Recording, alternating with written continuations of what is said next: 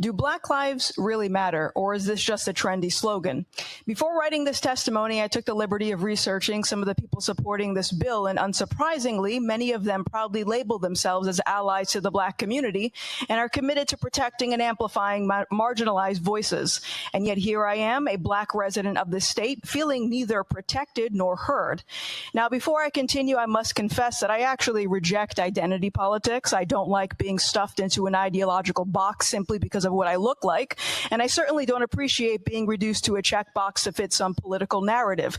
However, I sometimes have to highlight my identity as a Black woman to expose the hypocrisy of those who frequently pander to people who look like me. So again, how can anyone claim to support the Black community while pushing a bill that would disproportionately harm us? Make it make sense. You see, I've lived in Pawtucket most of my life, and for those of us who actually live here and aren't insulated by gated communities or safe suburban neighborhoods, you would know the effects of crime and violence firsthand, and more specifically, you would know that criminals, by definition, do not follow laws. I find it incredibly telling that the same folks who proclaim Black Lives Matter are the same ones who are quick to use predominantly Black neighborhoods as collateral damage for someone else's political agenda. And here I thought Rhode Island was against systemic racism.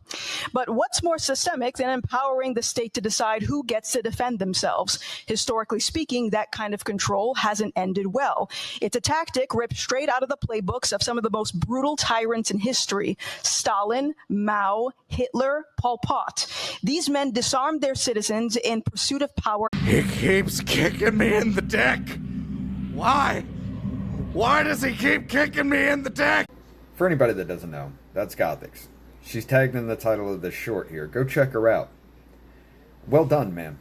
I know you don't like politics, but this is why you belong here.